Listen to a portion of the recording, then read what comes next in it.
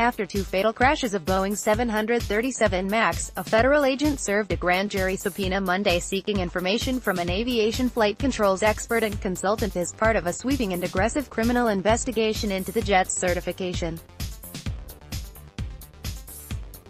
The expert, Peter Lemme, a Kirkland-based former Boeing flight controls engineer who is now an avionics and satellite communications consultant, has no direct personal knowledge of the airplane's development or certification, but he did a detailed analysis of the October crash of a Lion Air 737 MAX.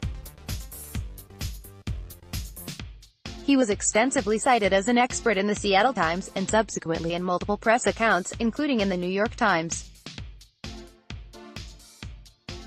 That the investigation is seeking information from someone with peripheral knowledge of the MAX's certification, someone outside Boeing and the Federal Aviation Administration, FAA, is highly unusual and shows the Department of Justice is casting a very wide net. The subpoena came on the same day that a congressional committee requested records from Boeing and the FAA related to the MAX certification. The Associated Press reported last month that federal prosecutors issued a grand jury subpoena to a person involved in the plane's development. That the subpoena to Lemme is the first documented confirmation of the grand jury investigation, which has been previously disclosed only in news accounts citing unnamed sources, and provides the clearest picture yet of the extent of the criminal probe. A Justice Department official declined to comment Monday evening and referred questions to the department's media representatives, who could not be immediately reached. The subpoena directs Lemme to provide to the grand jury by April 12 any and all documents, records, emails, correspondence, audio or video recordings, text messages, voice messages, chats and/or other communications including drafts related to the Boeing 737 MAX. This request, the subpoena states, is to be construed broadly, and to include all photos, voicemails and cell phone app communications. Lemme is also directed to appear in person before the grand jury in Washington, D.C., on April 12, or, in lieu of that, to provide all this documentation promptly to federal prosecutors in the fraud section of the U.S. Justice Department's Criminal Division. The lead prosecutors are Corey Jacobs and Carol Cipperly, according to the subpoena. The FBI has also joined the investigation.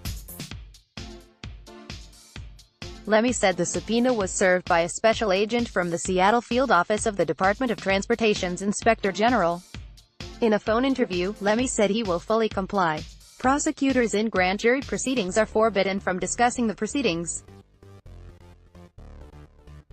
However, the Justice Department investigation appears to be centered on the process by which FAA certified the 737 MAX is safe. A Seattle Times story last month detailed how the FAA delegated to Boeing itself a system safety analysis of the flight control system that is suspected to have caused both the Lion Air crash and also the Ethiopian Airlines crash in March. In that story, current and former FAA staff described how managers pressed them to delegate more to Boeing and complained of not having enough time to evaluate the Boeing documents that were produced to prove compliance with safety regulations. Safety engineers familiar with the system safety analysis documents also shared details suggesting the design of the new flight control system on the MAX, known as the Maneuvering Characteristics Augmentation System, or MCAS, included crucial flaws. We continue to seek information on the design, training and certification of the Boeing 737 MAX. If you have insights, please get in touch with aerospace reporter Dominic Gates at 206-464-2963 or dgates@seattletimes.com. To communicate on a confidential and encrypted channel, follow the options available at https://st.news/newstips.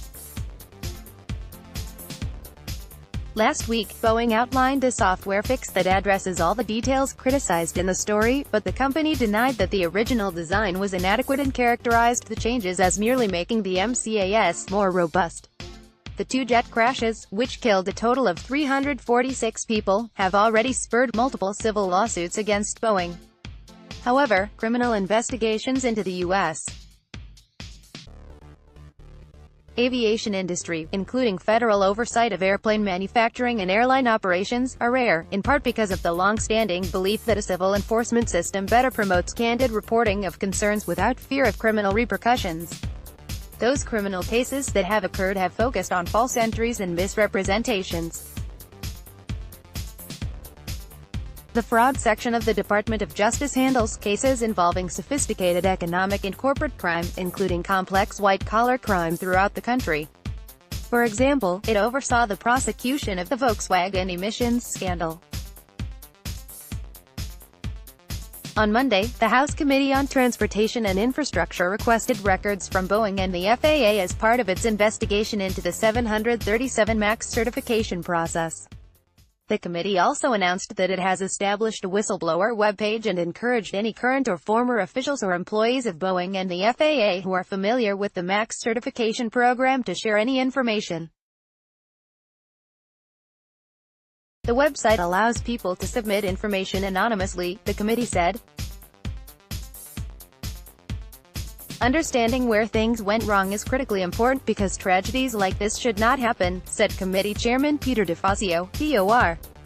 In the end, we hope our oversight efforts will help strengthen aviation safety.